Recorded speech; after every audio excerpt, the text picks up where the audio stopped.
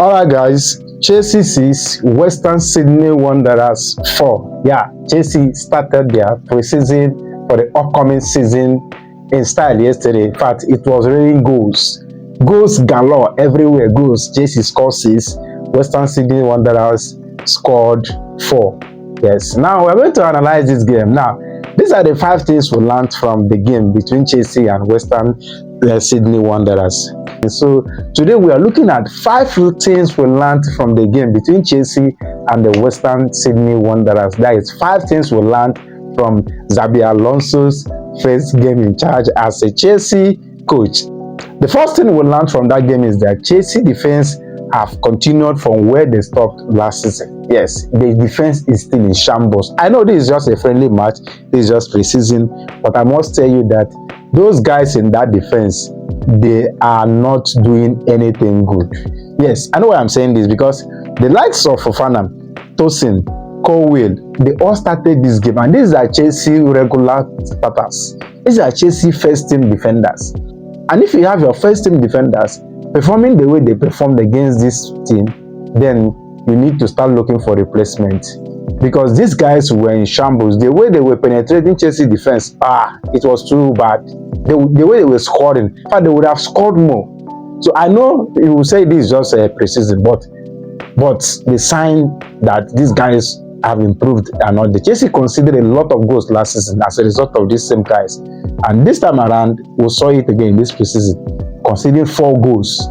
This is not a good sign. I expect Chelsea to look at getting defenders, signing good defenders, because these boys, the likes of Fofana, Tosin, Colwill, Achimpong, they are not taking Chelsea anywhere else. Now, the second thing we learned from that game is that Cole Palmer's body language is not encouraging. This guy is still the same. I don't know what has happened to Cole Palmer. It's not about his performances, but his body language is still the Cole Palmer of last season. We are not seeing the smiles, the sharpness in Cole Palmer. His body language is just the same, so lackadaisical, so lackluster. I don't know what has happened to Cole Palmer. If Cole Palmer is going to give Chelsea this kind of attitude, this kind of body language this season, I think Chelsea should plan to sell him this summer, now that transfer window is still open, because Palmer is not showing us any sign of improvement at all. I don't know what has happened to him, but whatever it is, Palmer needs to fix himself. Else, he shouldn't be starting for Chelsea this season, because what we saw against Western Sydney Wanderers, that wasn't Cole Palmer that we used to know. We expect Cole Palmer to be better this time around, and we hope he performs. But if we have to go by what we saw yesterday, no. Palmer was not it. So Cole Palmer's body language is not there yet. It's not there yet. So then the third thing we learned is that Chelsea need a goalkeeper. Sanchez cannot be Chelsea's number 1 goalkeeper this season. Chelsea need a goalkeeper. They need a goalkeeper. The reserve team goalkeeper came and considered his own too. Sanchez came and his own was worse. If Chelsea want to compete or want to at least qualify for any European competition this season, they need to replace Sanchez. They need another goalkeeper. Now that transfer window is still open, Chelsea need a goalkeeper. Now the fourth thing there is that the Chelsea young players are actually trying. The guys are so impressive. They want to come into a first team. If Chelsea is a team that gives young players opportunity like Manchester United, I expect like 3 of those boys to graduate to the first team, because those guys were impressive. They are doing very well. They are playing good football. So Chelsea youth team, they are doing well.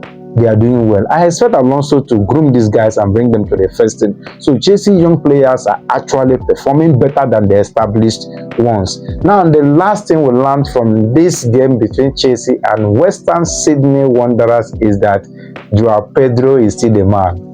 Joao Pedro is still the best player for Chelsea. He's still the main man.